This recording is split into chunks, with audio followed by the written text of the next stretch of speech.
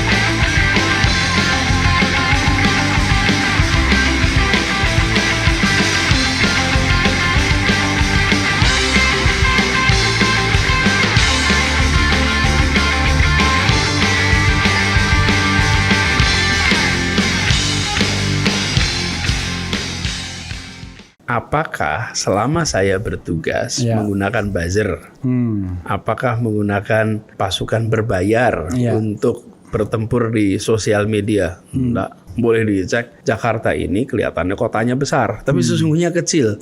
Siapa saja mengetahui yang dikerjakan orang lain, tahulah di sini. Dan semuanya bercerita.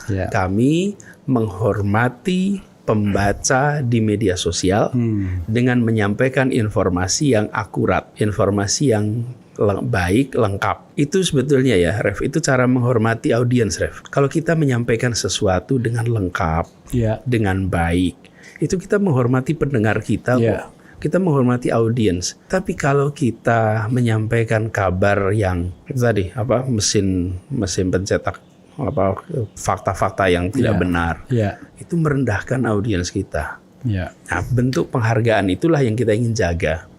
Jadi bagi mereka-mereka yang aktif kemudian menulis, itu banyak sumber-sumbernya, dan kita sampaikan apa adanya. Buat saya sampaikan berkali-kali ini, Ref. Saya tidak khawatir dengan apa yang ditulis di sosial media. Saya lebih memikirkan apa yang akan ditulis sejarawan nanti dan yang akan saya pertanggungjawabkan di hadapan Allah Subhanahu wa taala. Penting sekali kalau kita berada di dalam posisi pemegang otoritas untuk punya patokan di dalam mengambil sebuah keputusan. Kalau punya pegangan, maka you are predictable. Yang mengkhawatirkan di dalam pemerintahan itu kalau ada unpredictability. Dan dunia usaha juga selalu akan khawatirnya pada unpredictability. Sesuatu yang tidak bisa diduga. Jadi saya ingin sampaikan, selama kami bertugas misalnya di Jakarta atau di dalam otoritas yang lain, ada 4 hal yang menjadi pertimbangan kalau ambil keputusan. Dan ini bisa dipakai untuk keputusan-keputusan lain. 1 adalah faktor memberikan keadilan, kesetaraan. Jadi keputusan itu harus bisa semaksimal mungkin memenuhi aspek keadilan dan kesetaraan. Yang kedua adalah kepentingan umum, kepentingan publik dalam keputusan itu. Yang ketiga adalah ilmu, data, fakta. Ini kebetulan kata data nih. Jadi keputusan itu jangan meniadakan faktor data, fakta, sains. Yang keempat adalah aturan, regulasi, undang-undang yang ada. Nah, kami sering mengalami ketika di dalam proses pemerintahan itu urutannya sering dibalik, Mas Meta. Jadi ketika ambil keputusan itu dengan aturan dulu, undang-undang dulu, baru kemudian unsur yang lain. Nah, kami melihat harusnya dibalik supaya apa? Supaya terus-menerus kita akan bisa menghadirkan keputusan yang membuat kondisi kita lebih baik. Gitu. Tapi kalau semuanya dimulai dengan taat aturan dulu, banyak sekali aturan yang ternyata di kemudian hari tidak lagi memberikan pemenuhan rasa keadilan, pemenuhan atas kepentingan umum, dan tidak sesuai dengan kondisi. Adil itu bisa abstrak, rasa keadilan itu nyata. Dan ketika kita melihat Indonesia secara keseluruhan, maka kita bisa menyaksikan bahwa ada ketimpangan yang luar biasa di dalam pembangunan. Indeks pembangunan manusia yang tadi disampaikan Prof. Zainal, Jawa itu lebih maju 10 tahun dibandingkan Kalimantan, Sulawesi, Nusa Tenggara, Papua. Jadi angkanya selisih 5 poin. Di Jawa hari ini 74, di Sulawesi 69. Kalau dilihat angkanya hanya 5, tapi angka 69 itu adalah angka di Jawa 10 tahun yang lalu. Jadi bukan 5 poin selisihnya, 10 tahun selisihnya. Dan bila itu kita biarkan, nanti gapnya akan makin luas terus. Kita bisa mengatakan di situ ada ketidakadilan. Karena itu kita harus membangun kesetaraan. Saya ingin menggambarkan ketimpangan yang senyatanya terjadi. Jadi ketika kami bicara tentang keadilan, kami coba terjemahkan dalam kesetaraan kesempatan yang diberikan kepada semua. Dengan ada kesetaraan kesempatan, maka insya Allah kita bisa mengejar kemajuan. Perekonomian kita, PDRB-nya, Anda bisa lihat di situ. Yang namanya Jakarta, Jawa, itu luar biasa besar. 1.900 triliun. Bandung 211 triliun. Tapi begitu sampai ke Sorong 13. Jayapura 24. Apa artinya ini? Artinya kita punya ketimpangan yang luar biasa. Ini belum kalau dimasukkan data pembangunan kualitas manusia. Ya, dengan gambaran itu, kemajuan itu didorong bukan dengan membangun kota baru, tapi dengan memajukan 40 kota yang sekarang sudah ada dinaik kelaskan sehingga mereka menjadi penggerak perekonomian di seluruh wilayah Indonesia. Jadi bukan membangun dari nol kotanya. Semarang didorong maju, oke? Kemudian Purwokerto didorong maju, Cilacap didorong maju, supaya mereka menggerakkan perekonomian yang ada di sekitarnya. Tapi bila kita tidak mendorong 40 kota ini, nah ini dia nih, ini contoh nih. Jadi 40 kota ini sebagai pusat persatuan, ini bukan kota-kota yang nol. Lain dengan membuat IKN itu lahan kosong dibangun kota. Kalau ini kota yang didorong kemajuannya. Jadi yang disampaikan Gus Imin itu ada dasarnya, ini loh dasarnya nih. Dengan demikian kota-kota ini akan menjadi penggerak perekonomian di wilayahnya. Selama kita tidak mendorong kemajuan itu lewat kota-kota, kita tidak menggerakkan. Semua hasil pertanian diserap oleh kawasan urban. Hari ini 57% penduduk Indonesia tinggal di perkotaan. Di tahun 2050, 75% penduduk Indonesia tinggal di perkotaan. Bila kita tidak membangun, mengupgrade ya kota-kota kita ini, 40-an kota, maka kita akan mengalami problem yang sama seperti di Surabaya. Jadi, dalam proses public policy proses, pertama itu mendiagnosis masalah. Asik. Itu rusak. Kenapa kita membangun ibu kota baru? Iya. Kata Pak Jokowi ini hadiah Indonesia buat dunia. Iya. Kita harus membangun ibu kota baru yang lebih bagus dari Dubai. Mimpi kita memang harus besar. Betul. Tapi kalau mimpi buat ambisi pribadi ini pakai duit publik yang jumlahnya besar gitu. Jadi memang keblinger. Bukannya dia ini loh persembahan saya buat rakyat Indonesia, buat generasi mendatang, enggak. Ini menyumbangkan hadiah buat dunia. Buat orang-orang kaya datang. Jadi itu yang terpenting, check and balance. Boleh presiden punya ide kayak gitu, tapi di-challenge kan di DPR-nya. Ya kenapa DPR-nya bilang ini undang-undangnya kan belum ada. Kenapa DPR-nya udah memasukkan ke anggaran? Iya. Ya karena oleh karena itu upaya pertama Pak Jokowi untuk bisa semua ini dengan membeli partai-partai itu. Karena dia merasa sakitnya setahun pertama, waktu periode pertama itu, tatkala dia cuma punya 38% di DPR. Nah, tapi ini bablas. Jadi super majority ini kan ongkosnya mahal, ya mahal sekali.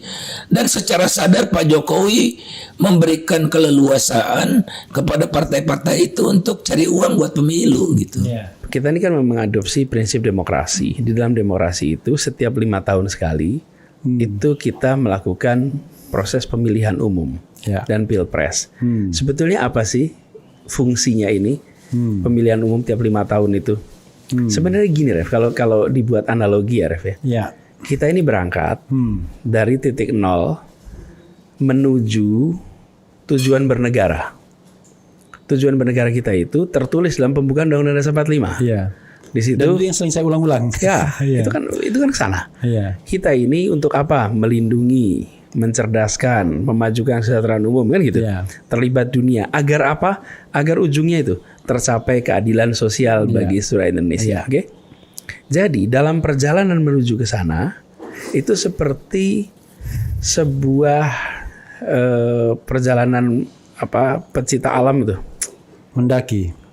Ya pendakian, cross country lewat itu. Kita setiap 1 kilometer kita berhenti sebentar. Kalibrasi. Menyocokkan apakah posisi kita dari titik awal menuju tujuan itu masih lempeng nih.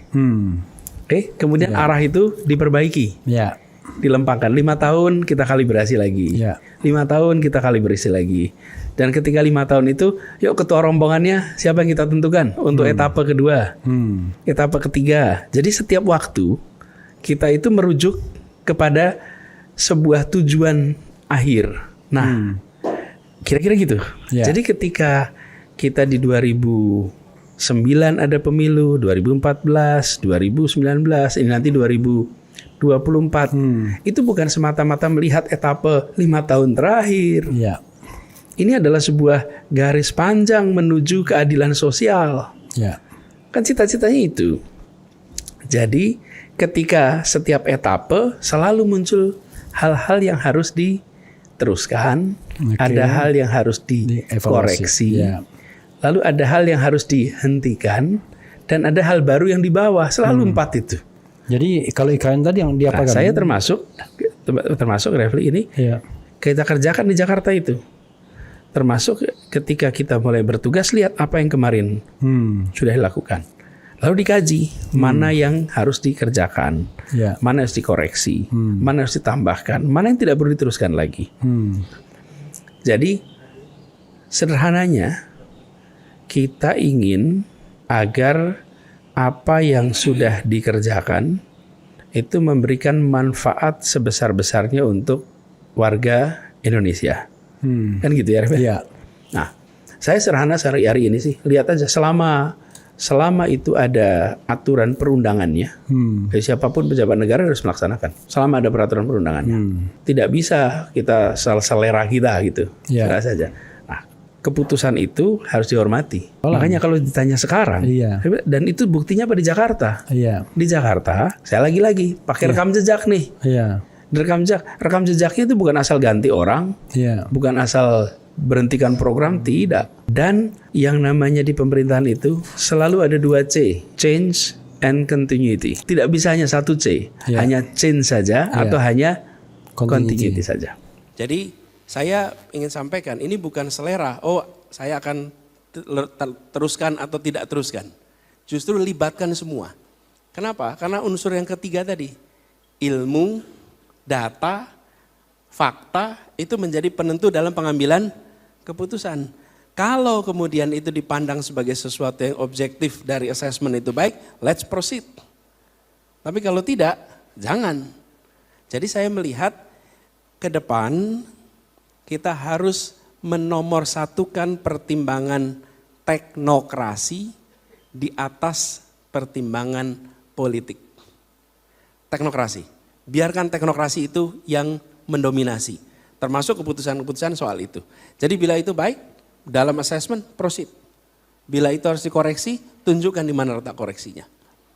Jangan sampai pengambil keputusan sekedar menetapkan apa yang menjadi aspirasi dirinya, tapi tidak memasukkan data-data, fakta, pandangan para eksperts.